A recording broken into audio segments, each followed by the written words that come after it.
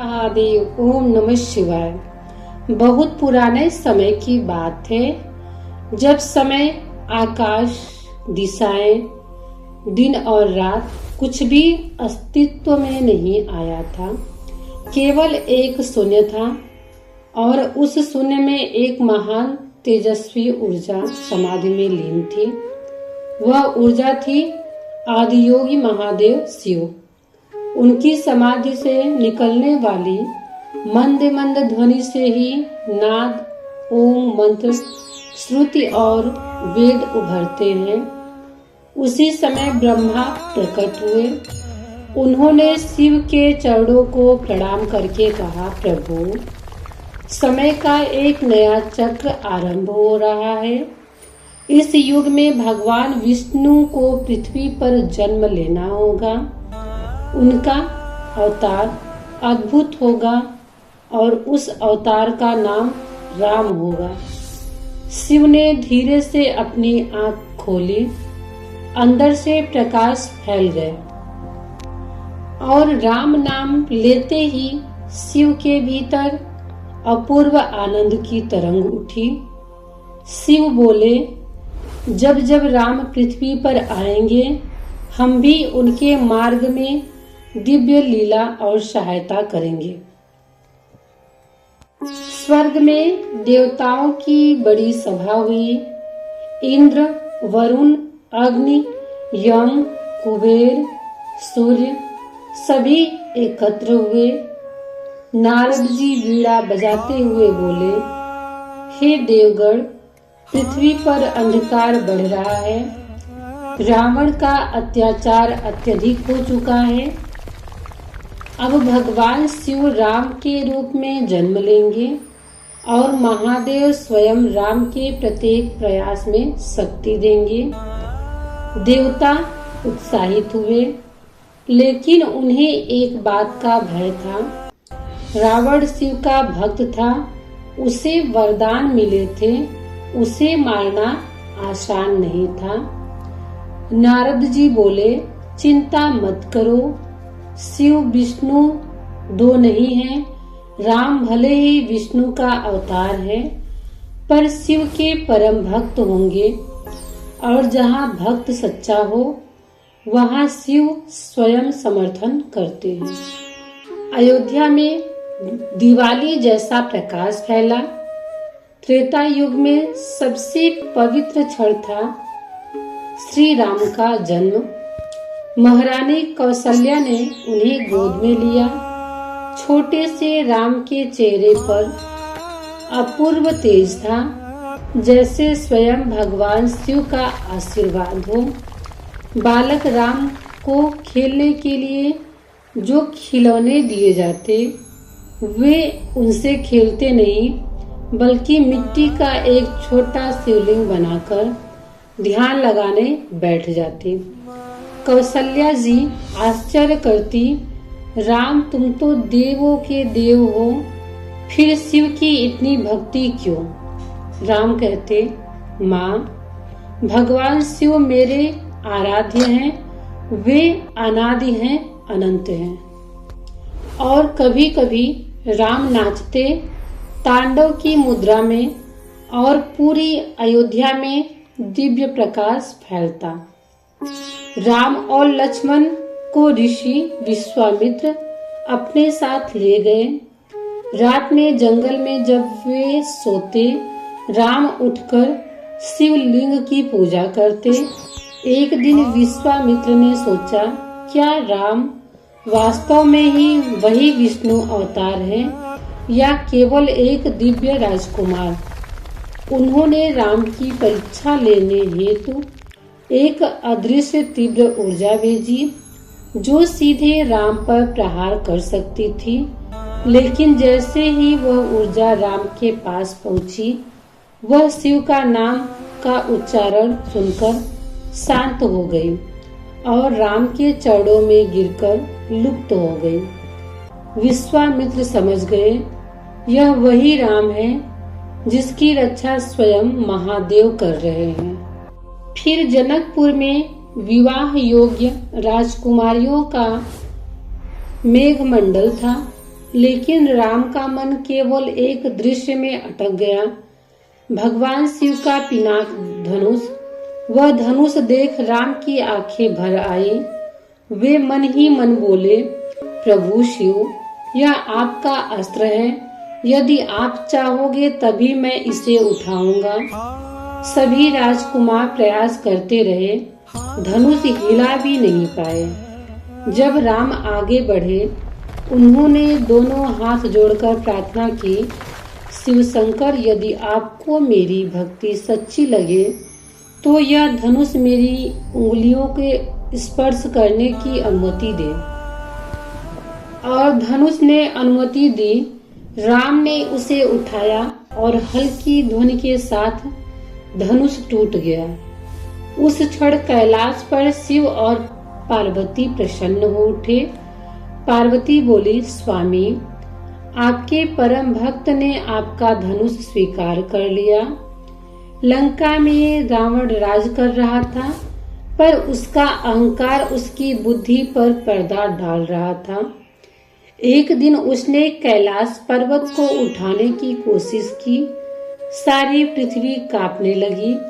शिव ने पैर का अंगूठा दबाया और रावण पहाड़ के नीचे दब गया। लेकिन घमंड टूटने के बजाय वह वही शिव तांडव स्रोत गाने लगा। शिव प्रसन्न हुए। उन्होंने कहा, रावण, तुम मेरे भक्त हो, पर तुम्हारा अंत एक ऐसे भक्त के हाथों होगा जो तुमसे कहीं अधिक पवित्र, विनम्र और महान होगा। रावण चौंक गया। कौन भक्त? शिव बोले, राम। रावण हंस पड़ा। मनुष्य, वह मुझे मारेगा। शिव मुस्कुराए। राम मनुष्य रूप में होंगे, परंतु उनकी शक्ति अनंत होगी। वनवास के दौरान हर स्थान पर राम शिवलिंग स्थापित करते गए, कभी नदी किनारे, कभी पहाड़ियों पर, कभी गुफाओं में। राम के हृदय में शिव समाये थे।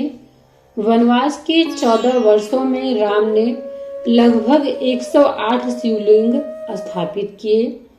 सीता धनुष बाण तैयार करती, लक्ष्मण रक्षा करते और राम गहन शिव ध्यान में बैठते। कई बार जंगलों में राक्षस हमला करने आते, लेकिन जैसे ही राम शिव नाम बोलते, उनकी शक्तियां विफल हो जाती। वनवास का सबसे सुंदर और पवित्र समय सीता राम लक्ष्मण की त्रिकाल पूजा थी। जब रावण सीता का अपहरण कर ले गया, राम बहुत दुखी हुए। वे पहाड़ों पर बैठकर रो पड़े। लक्ष्मण ने उन्हें सांत्वना दी। राम बोले, लक्ष्मण, मैं मनुष्य रूप में हूँ। दुख भी होगा, दर्द भी होगा, पर जब तक शिव की कृपा है, सीता अवश्य ही मिलेगी। राम ने वही एक शिवलिंग बनाकर पूरी रात आराधना की। कहते हैं, शिवलिंग के प्रकाश से राम को आगे का मार्ग दिखा। यह कथा सबसे भव्य और अध्याय है। राम समुद्र के किनारे खड़े थे। लंका दूर दिखाई दे रही थी। समुद्र रास्ता नहीं दे रहा था। राम ने शिवलिंग बनाकर पूजा शुरू की। हनुमान कहीं दूर चले गए, एक विशेष शिवलिंग लाने के लिए। उसी बीच समय कम था। राम ने अपने हाथों से बालू का लिंग बनाया। कहा जाता है, स्वयं शिव उस लिंग में समा गए। फिर आकाशवाणी हुई, राम, युद्ध धर्म के लिए है, तुम्हारी विजय सुनिश्चित है। लक्ष्मण ने पूछा, प्रभु, आप युद्ध से पहले शिव की पूजा क्यों करते हैं? राम बोले, लक्ष्मण, शिव ही पराक्रम का स्रोत हैं। उनकी कृपा के बिना मैं तिनका भी नहीं हिला सकता। इसी स्थान का नाम पड़ा रामेश्वर। युद्ध से पहले यह पूजा शिव और राम के दिव्य एकत्व का सबसे बड़ा प्रमाण है। युद्ध शुरू हुआ। इंद्रजीत, कुंभकर्ण, रावण, हर कोई अपने चरम पर था। राम के प्रत्येक बाण के साथ एक अदृश्य शक्ति काम कर रही थी। वह शक्ति शिव की थी। जब मेघनाथ ब्रह्मास्त्र का प्रयोग किया, लक्ष्मण घायल हो गए। उस समय भी शिव ने संकेत दिया, हनुमान संजीवनी पर्वत ले आओ। युद्ध का हर क्षण शिव की प्रेरणा से चल रहा था। अंत में रावण युद्ध भूमि में गिरे। उनकी आंखों में आश्चर्य था, शिव ने मेरी मदद क्यों नहीं की। एक मंद ध्वनि सुनाई दी, शिव भक्त पर कृपा करते हैं पर अधर्म पर नहीं। राम मेरे ही आराध्य हैं। रावण की समझ खुली। उसने अंतिम क्षण में राम के चरणों में प्रणाम किया। अयोध्या लौटने के बाद राम राज्य की स्थापना हुई। शांति, समृद्धि, धर्म सब अपनी चरम पर थे। एक दिन राम ध्यान में बैठे थे। उसी समय एक दिव्य प्रकाश फैलने लगा। लक्ष्मण घबराए, प्रभु यह प्रकाश क्या है? राम मुस्कुराए और बोले, लक्ष्मण मेरे आराध्य आ रहे हैं। अचानक शिव प्रकट हुए। जटाओं से गंगा बह रही थी। चंद्रमा चमक रहा था। त्रिशूल में प्रकाश निकल रहा था। राम तुरंत चरणों में गिर पड़े। शिव ने कहा, राम तुमने संसार को दिखा दिया कि भक्ति और विनम्रता का पथ ही सबसे बड़ा मार्ग है। राम बोले, प्रभु मैं भले ही अवतार हूँ पर आपकी शरण में ही रहना मेरी वास्तविक शक्ति है। शिव ने उन्हें गले लगा लिया। यह दृश्य इतना दिव्य था कि सभी ऋषि, देवता, गंधर्व भाव विभोर हो गए। शिव बोले, राम संसार में तुम्हें भगवान मानेंगे पर तुमने भगवान होकर भी भक्ति की है। यह है सनातन धर्म की आत्मा। देवता भी एक दूसरे की भक्ति करते हैं। राम ने कहा, प्रभु मैं सदैव आपका भक्त हूँ।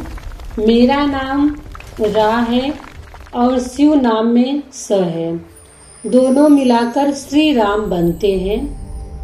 आपके बिना मैं अधूरा हूँ। शिव मुस्कुराए और मेरे नटराज शब्द में रा तुम्हारा है। दोनों एक दूसरे के पूजक हैं, एक दूसरे के आराध्य हैं, एक दूसरे की शक्ति बन गई। यही शिव राम का अनंत अविनाशी दिव्य बंधन। यह कथा केवल एक भगवान की दूसरे भगवान से भक्ति नहीं बल्कि यह बताती है कि सच्चे देवता वही हैं जो विनम्र हो, जो प्रेम करे, जो भक्ति को सर्वोपरि माने। राम शिव के भक्त और शिव राम नाम के दीवाने। Hello my YouTube family, welcome है आप सभी का हमारे नए ब्लॉग में। तो कैसे हैं आप सब, ये कमेंट में जरूर बताना। जिनको भी मेरा ब्लॉग अच्छा लगे लाइक शेयर कमेंट जरूर करना। मुझे आप सभी के सपोर्ट की ज़रूरत है और उम्मीद करते हैं आप सभी लोग मुझे सपोर्ट करेंगे। तो जो भी भोलेनाथ के सच्चे भक्त हैं वो कमेंट में हर हर महादेव, ओम नमः शिवाय, जय श्री राम जरूर लिखेंगे। और आप सभी को भोलेनाथ की कृपा हमेशा मिलती रहे। भोलेनाथ आप सभी पे अपनी कृपा बनाए रखें। तो दोस्तों आप लोगों से निवेदन है, प्लीज मेरे चैनल पे जब भी हाइप का ऑप्शन आए हाइप कर दिया कीजिए और लाइक शेयर कमेंट करना ना भूलना। आप सभी की सपोर्ट की जरूरत थी है और आप लोग के सपोर्ट से हम आगे बढ़ेंगे।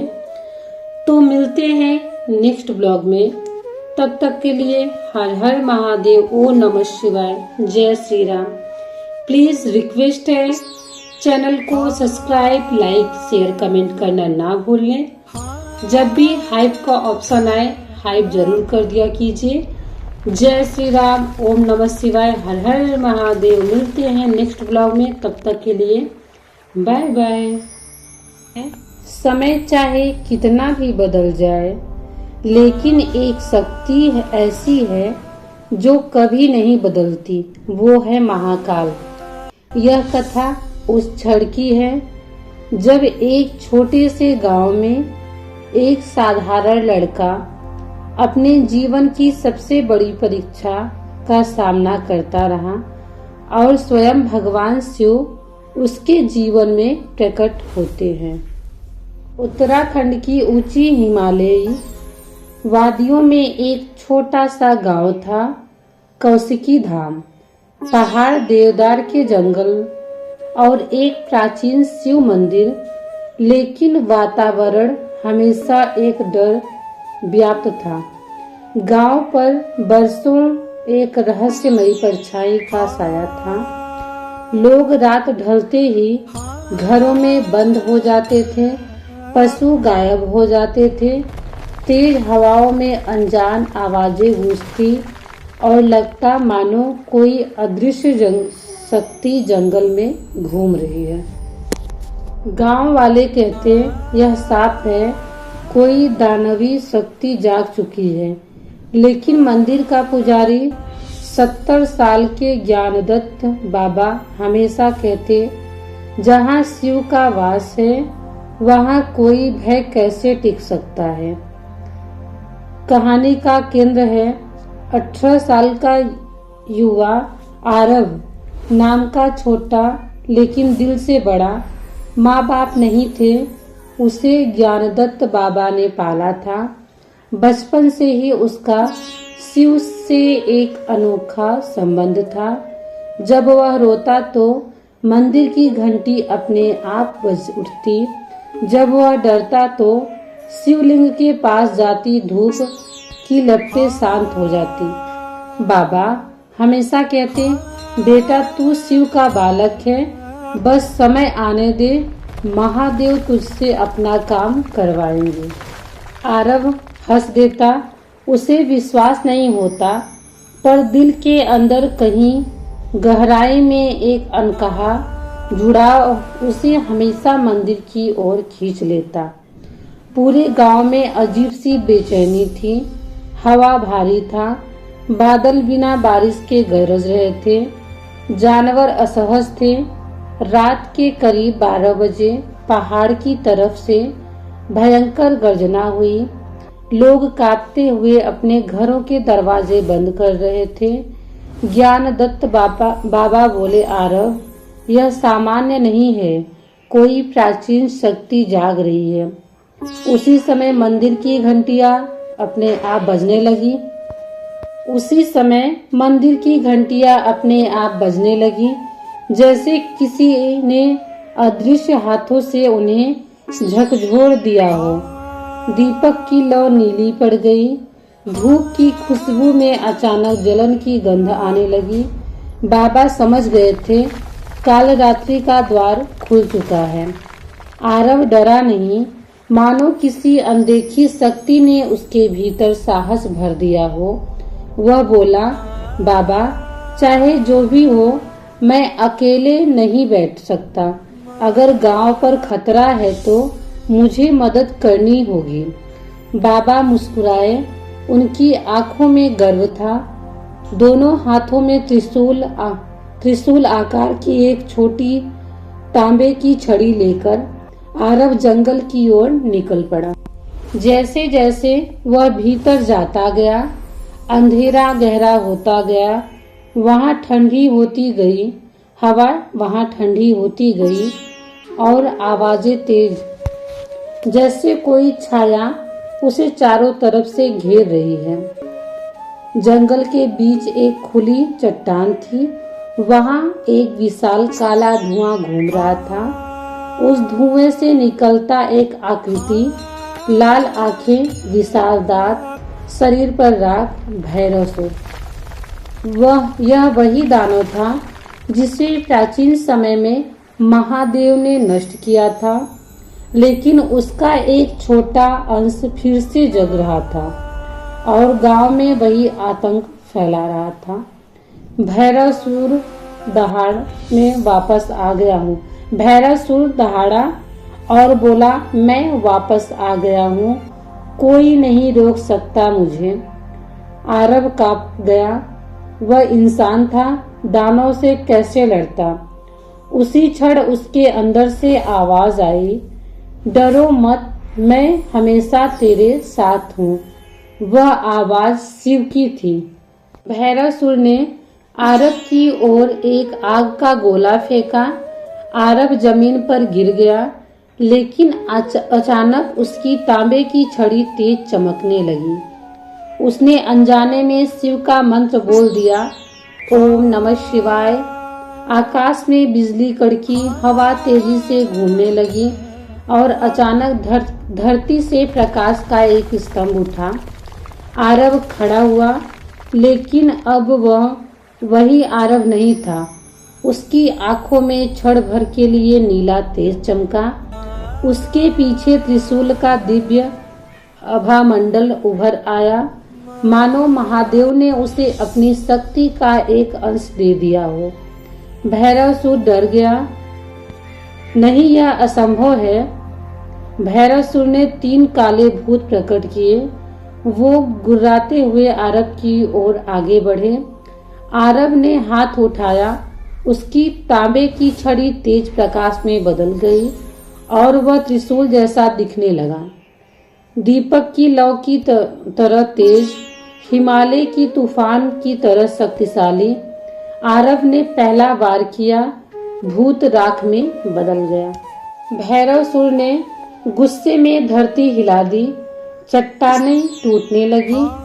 आरव ने पूरा साहस जुटाकर शिव का महामंत्र बोला, महाकाल की जय, और त्रिशूल सीधा भैरवसुर के हृदय में जा लगा। दानव तड़प कर चीखा और धीरे धीरे राख में परिवर्तित हो गया। जंगल शांत हो गया। लड़ाई खत्म होते ही चारों तरफ सन्नाटा। फिर हवा में हल्की सी घंटियों की आवाज गूंजने लगी। प्रकाश की धारा उतरकर आरव के सामने रुकी। प्रकाश मिटा और वहां प्रकट हुए महादेव।